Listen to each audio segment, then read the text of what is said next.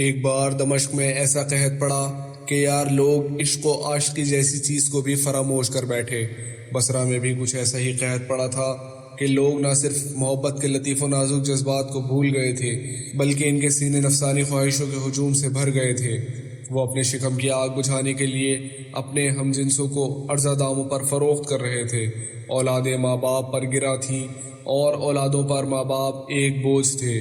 بیویاں شوہروں کے لیے باعث آزار تھیں اور بہنیں بھائیوں کے لیے ایک مستقل عذاب بن گئی تھی۔ خاندانی اور علاقائی رشتوں کا تو ذکر ہی کیا، خونی رشتے بھی بے اعتبار ٹھہرے تھے۔ عجیب نفسا نفسی کا عالم تھا۔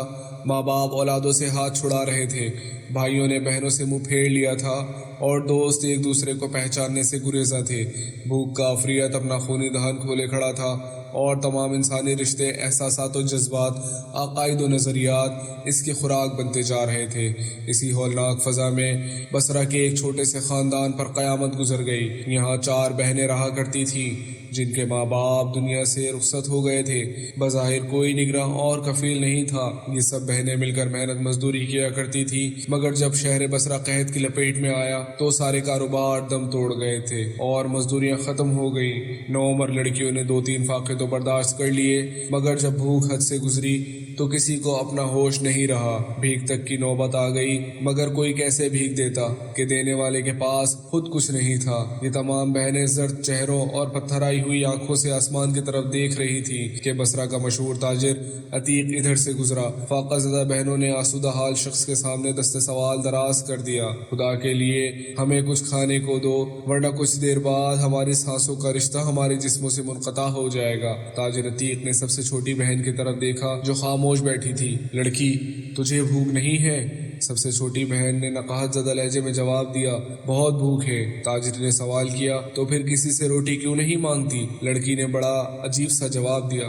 لڑکی نے جواب دیا، جس سے مانگنا چاہیے اسی سے مانگ رہی ہوں۔ تاجر عتیق نے حیران ہو کر دوسرا سوال کیا، تو پھر تجھے ابھی تک روٹی کیوں نہیں ملی؟ جب وقت آئے گا تو وہ بھی مل جائے گی۔ لڑکی کا انداز گفتگو مبہم تھا مگر لہجے سے بڑی استقامت جھلک رہی تھی۔ تینوں بڑی بہنیں چھوٹی بہن کی بے سروپا باتوں سے بیزار تھیں، اس لیے جھنجھلا کر بولی، یہ ہم سب کا وقت برباد کر رہی ہے، آپ اسے یہاں سے لے جائیں، یہ لڑکی بڑے کام کی ہے۔ تاجر عتیق نے تینوں بہنوں کو مخاطب کرتے ہوئے کہا، میں اسے یہاں لے کر ہی جاؤں گا، اور پھر ایک مخصوص رقم ان کے حوالے کر دی۔ تاجر نے چھوٹی بہن سے کہا، چلو لڑکی، اب تم میری ملکیت ہو۔ لڑکی نے اپنی بہنوں کی طرف دیکھا، اس کی آنکھوں میں آنسو تھے مگر ہونٹوں پہ کوئی حرف شکایت نہ تھا۔ وہ تاجر عتیق کے ساتھ چپ چاپ چلی گئی۔ اس نے کئی بار مڑ کر دیکھا، لڑکی کی آنکھوں میں بس ایک ہی سوال تھا، کیا تم نے چند روٹیوں کے لیے چھوٹی بہن کو فروخت کر دیا ہے؟ تینوں بہنوں نے کوئی جواب نہیں دیا۔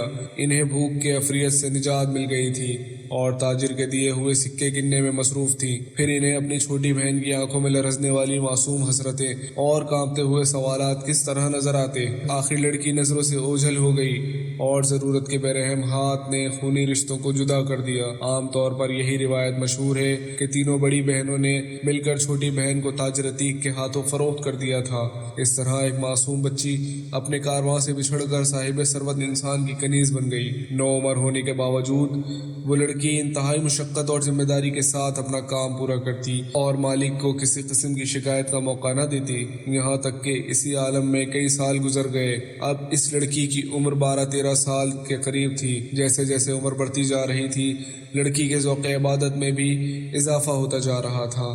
گھر کا کام کرنے کے بعد وہ رات بھر عبادت میں مصروف رہتی، پھر صبح ہوتے ہی اپنے مالک کی خوشنودی حاصل کرنے کے لیے گھر کے کاموں میں مشغول ہو جاتی۔ آخر شدید محنت نے اس معصوم جان کو تھکا ڈالا۔ لڑکی کے چہرے پر تھکن کے آثار دیکھ کر ایک دن مالک نے پوچھا، کیا تو بیمار ہے؟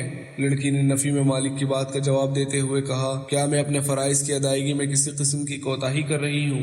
مالک نے اس کے کام کی تعریف کی اور ساتھ ہی یہ بھی کہا کہ وہ اپنی صحت کا خیال رکھے۔ لڑکی نے مالک کا حکم سنا اور سر جھکا دیا۔ مگر اس کے معاملات میں کوئی کمی نہیں آئی۔ وہ اجالے میں دنیاوی مالک کی خدمت انجام دیتی اور اندھیرے میں مالک حقیقی کے سامنے سجدہ ریز ہو جاتی۔ ایک دن اتفاق سے نصف شب کے قریب مالک کی آنکھ کھل گئی۔ وہ اپنے کمرے سے نکل کر ٹہلنے لگا۔ اچانک اس کی نظر کنیز کی کوٹھڑی پر پڑی۔ وہاں چراغ جل رہا تھا۔ یہ کنیز ابھی تک جاگ رہی ہے۔ مالک نے بڑی حیرت کے ساتھ سوچا اور کنیز کے جاگنے کا سبب جاننے کے لیے کوٹھڑی کی طرف بڑھا۔ دروازہ کھلا ہوا تھا۔ مالک دبے قدموں اندر داخل ہوا۔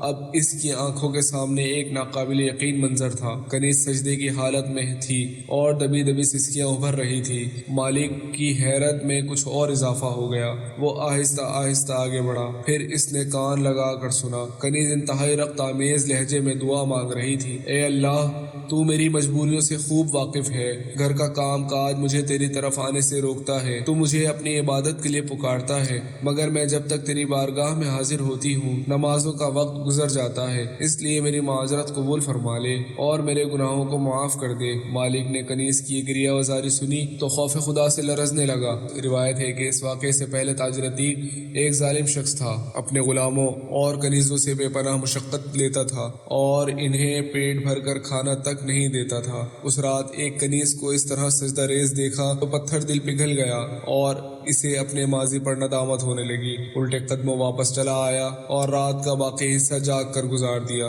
پھر صبح ہوتے ہی کنیز کی کوٹھڑی میں جا پہنچا اور کہنے لگا، جہاں چاہو چلی جاؤ، آج سے تم آزاد ہو۔ کنیز نے حیران ہو کر کہا، مگر میں تمہاری دی ہوئی قیمت ادا نہیں کر سکتی۔ تاجر عتیق کے لہجے سے عاجزی کا اظہار ہو رہا تھا۔ میں تم سے کوئی قیمت نہیں مانگتا، مگر ایک چیز کا سوال کرتا ہوں۔ میری طرف سے کی جانے والی تمام زیادتیوں کو اس ذات کے صدقے میں معاف کر دو جس کی عبادت تم راتوں کی تنہائی میں چھپ کر کرتی ہو۔ میں نے تمہیں معاف کیا، میرا مالک تمہیں ہدایت دے۔ یہ کہہ کر کنیز چلی گئی۔ یہ معصوم اور یتیم بچی اور شب بیدار کنیز مشہور عارفہ حضرت رابعہ بصری رحمۃ اللہ علیہ تھی۔ جزاک اللہ خیرہ۔